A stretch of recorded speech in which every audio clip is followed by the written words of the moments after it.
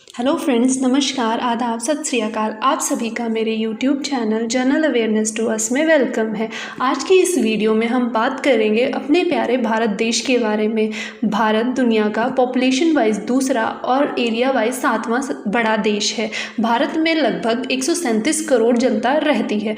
भारत में कुल 28 स्टेट्स यानी राज्य और 8 केंद्र शासित प्रदेश यानी यूनियन टेरिटरीज हैं, जिनकी अपनी अपनी एक अलग अलग कैपिटल है। भारत को विभिन्नताओं का देश भी कहा जाता है क्योंकि भारत में अलग अलग धर्मों के, अलग अलग कल्चर के और कई सारे लैंग्वेजेस और बोलियां बोलने वाले लोग रहते हैं। अब आज की इस वीडियो में हम भारत के उस राज्य के बारे में बात करने वाले हैं जहां से जैनिज्म और बुद्धिज़्म का जन्म हुआ था। जी हाँ, आज हम बात करेंगे बिहार की। और वहां से बुद्धिज़्म का जन्म हुआ था तो वहां पे बहुत सारे बौद्ध भिक्षु रहा करते थे और शिक्षा दीक्षा लेते थे। तो जहां पर ये जो बुद्धिस्ट मॉन्क होते हैं वो रहते हैं, उस जगह को बिहार कहते हैं। इसी कारणवश इसका नाम बिहार पड़ा। देखिए, जैसा बिहार आजकल दिखता है, बिहार शुरू से ऐसा नहीं था। बिहार ही ऐसा एक राज्य है जहाँ से नॉन वायलेंस का कंसेप्ट आया था। तो आज के इस वीडियो में हम बिहार से रिलेटेड हिस्ट्री, पॉलिटिक्स और ज्योग्राफी को जानेंगे। अगर आपको मेरा वीडियो इन्फॉर्मेटिव लगता है तो प्लीज़ मेरे चैनल को सब्सक्राइब ज़रूर करें और मेरी वीडियो को लाइक और अपने दोस्तों से शेयर करें। तो हिस्ट्री से हमने ये जान ही लिया कि बिहार के लोग जो थे वो शुरुआत से ही रिलीजन में कितना विश्वास रखते थे। तो सबसे पहले बिहार के कुछ स्टेट सिंबल्स हैं, उनको जान लेते हैं। जैसे कि कचनार यहाँ का राष्ट्रीय फूल है, चिड़िया यहाँ का राज्य पक्षी है, पीपल यहाँ का राज्य का वृक्ष है, मैंगो यहाँ का राज्य का फल है और ये हमारे पास यहाँ का राज्य सिंबल है। अब भारत की कुछ ऐसी भी बातें हैं जो हमें जानना बहुत ज़रूरी है। जैसे कि मशहूर शहनाई वादक बिस्मिल्लाह खान का नाम तो आपने सुना होगा, जो भारत रत्न से सम्मानित थे। उनका जन्म बिहार में ही हुआ था। हमारे देश के पहले राष्ट्रपति राजेंद्र प्रसाद जी का जन्म भी बिहार में ही हुआ था। रामधारी सिंह दिनकर, जो कि एक प्रसिद्ध लेखक और कवि हुए हैं, उनका जन्म भी बिहार में ही हुआ था। दादा साहेब फाल्के पुरस्कार अवार्ड विनर अशोक कुमार जी, जो एक्टर रह चुके हैं, वह भी बिहार से ही बिलोंग करते थे। अब बिहार को सबसे पहले मैंने अपनी वीडियोस में इसीलिए सिलेक्ट किया था क्योंकि बिहार एक ऐसा राज्य है जो हमारे इंडिपेंडेंस से पहले ही इसका गठन हो चुका था। इसका गठन 22 मार्च 1912 को हुआ था, लेकिन इसका स्टेटहुड डे जो है वो 26, इसको स्टेट माना गया 26 जनवरी 1950 से। इसकी जो राजधानी है वो पटना है और पटना ही बिहार की सबसे बड़ी लार्जेस्ट सिटी है। बिहार के कुल 38 डिस्ट्रिक्ट्स हैं। बिहार बाईकैमरियल लेजिस्लेचर को फॉलो करता है। बाईकैमरियल लेजिस्लेचर वो होता है जिसके अंदर लेजिस्लेटिव काउंसिल और लेजिस्लेटिव असेंबली दोनों रहते हैं। लेजिस्लेटिव काउंसिल की बिहार में 75 सीट्स हैं और लेजिस्लेटिव असेंबली की 243 सीट्स हैं। लेजिस्लेटिव काउंसिल वो होती है जिसे डायरेक्ट चुना जाता है, इसके लिए कोई इलेक्शंस नहीं होते हैं। लेकिन लेजिस्लेटिव असेंबली के लिए इलेक्शंस लड़ने के बाद एमएलए चूज़ किया जाता है। उसके बाद बिहार में राज्यसभा की संख्या 16 सीट्स हैं और लोकसभा जो है उसकी 40 सीट्स हैं। बिहार उत्तर में नेपाल और साउथ में झारखंड, ईस्ट में वेस्ट बंगाल और वेस्ट में उत्तर प्रदेश के साथ अपनी बाउंड्री शेयर करता है।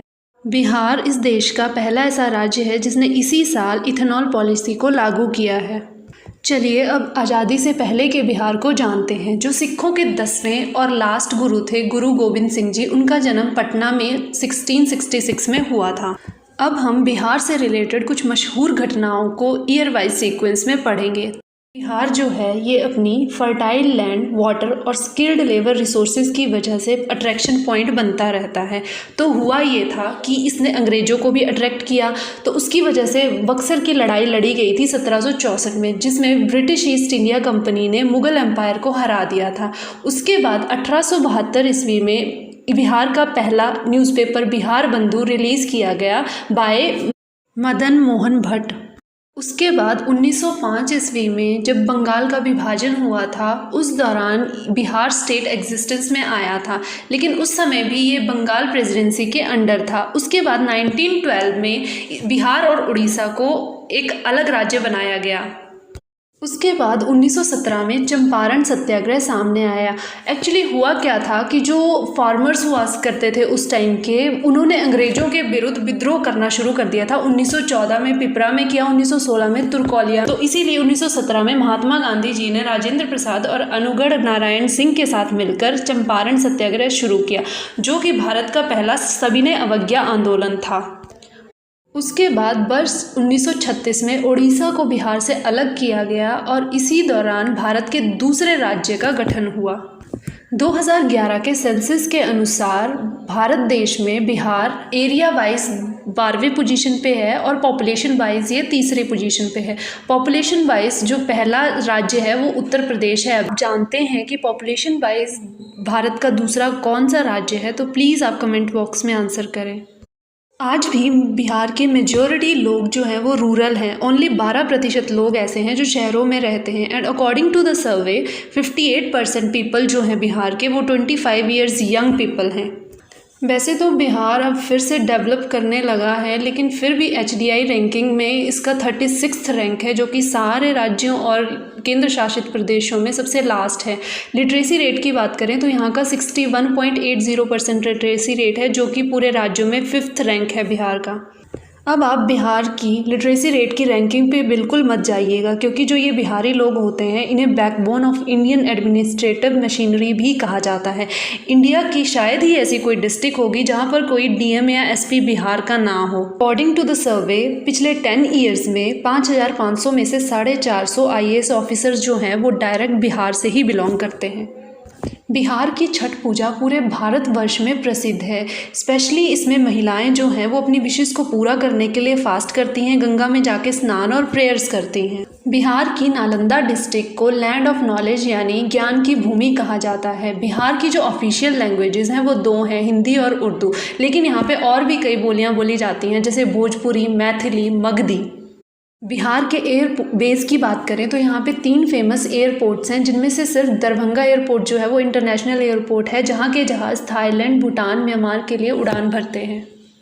अगर आप बिहार घूमने जाना चाहते हैं तो यहाँ पर कई सारे national park, dolphin sanctuary, wild life sanctuaries, world sanctuaries present हैं, जो टूरिस्ट को काफ़ी अट्रैक्ट करती हैं।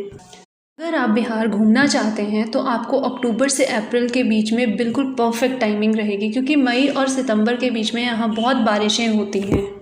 देखिए, बिहार में वाटर रिसोर्सेज की कोई कमी तो है नहीं, क्योंकि वहाँ पे बहुत सारी रिवर्स बहती हैं, जिनमें गंगा जो है वो प्रमुख है। लेकिन वहाँ की एक रिवर ऐसी भी है, कोसी रिवर, जिसे सौरो ऑफ बिहार यानी बिहार का शोक कहा जाता है।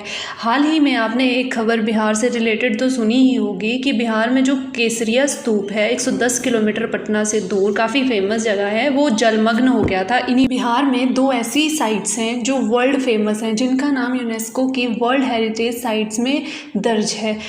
तो पहला है महाबोधि टेम्पल, जिसे महाबोधि महाविहार भी कहते हैं। ये स्थान पटना से 96 किलोमीटर की दूरी पर बोध गया में स्थित है। माना जाता है कि जो भगवान बुद्ध थे वो यहीं रहते थे और उन्हें एनलाइटमेंट की प्राप्ति यहीं से हुई थी।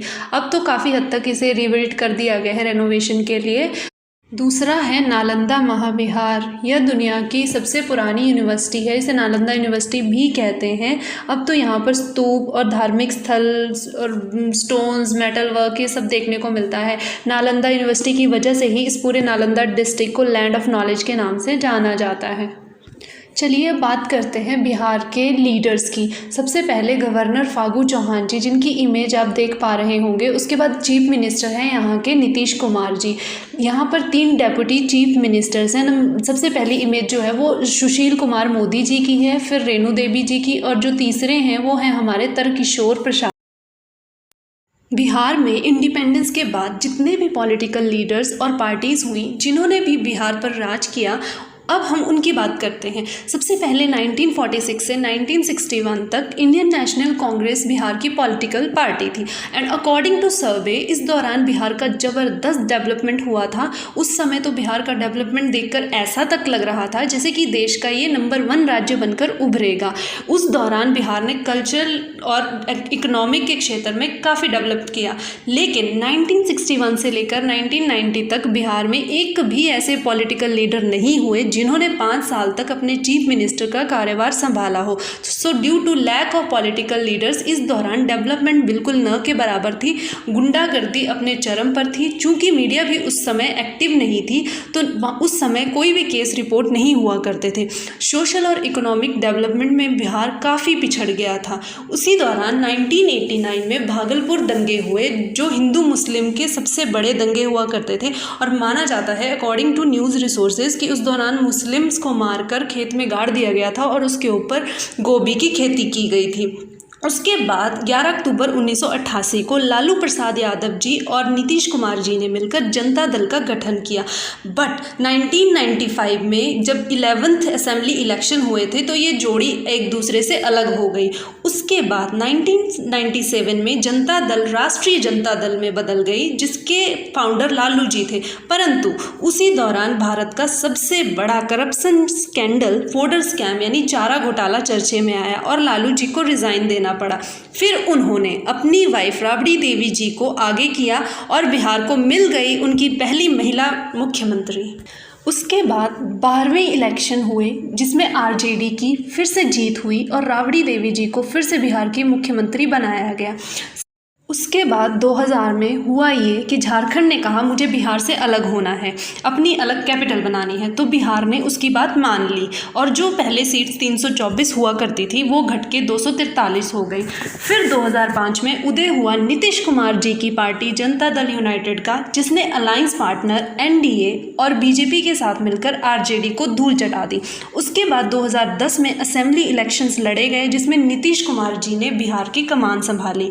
2015 में नीतीश कुमार जी को बीजेपी रास नहीं आई और वो फिर से आरजेडी और कांग्रेस के साथ जा मिले और परिणाम स्वरूप उन्होंने 178 सीटों के साथ जीत हासिल की। अब बिहार फिर से धीरे धीरे डेवलप होने लगा, वायलेंस कम होने लगी और हाल ही में 2020 में जो इलेक्शंस हुए हैं, हालांकि नीतीश कुमार जी ने साफ बयान दिया था कि अगर मोदी सरकार आएगी तो वह सीएम नहीं बनेंगे, पर ऐसा हुआ नहीं। नीतीश कुमार की जेडीयू फिर से एनडीए के साथ मिल गई और हुआ ये कि एनडीए को स्पष्ट बहुमत मिला, जबकि जेडीयू सिर्फ 43 सीट्स ही जीत पाई।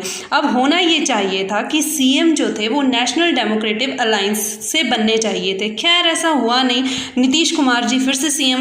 वैसे तो 2005 से पहले बिहार काफ़ी पिछड़ा हुआ राज्य था, लेकिन इसमें भी कोई शक नहीं है कि नीतीश कुमार जी की सरकार में बिहार विकास के रास्ते पर चल पड़ा है। तो ये थी हमारी आज की बिहार की कहानी। आई होप कि आप सभी को ये अच्छे से समझ आ गई होगी। ये है लास्ट वीडियो के क्वेश्चन का आंसर। वेनेजुएला एक ऐसा देश है जिसने सबसे पहले 10 लाख रुपए का नोट जारी किया है। आज का क्वेश्चन, एशिया और इंडिया का पहला डॉल्फिन रिसर्च सेंटर कहाँ पे स्थित है? अगर आपको आंसर पता है तो प्लीज़ आंसर करें कमेंट बॉक्स में। अगर आपने अभी तक मेरी वीडियो को लाइक और शेयर नहीं किया है तो प्लीज़ कर दें। चैनल को भी याद से सब्सक्राइब करें। आज के लिए बस इतना ही और नेक्स्ट वीडियो में हम बात करेंगे ओडिशा की। Thanks for watching.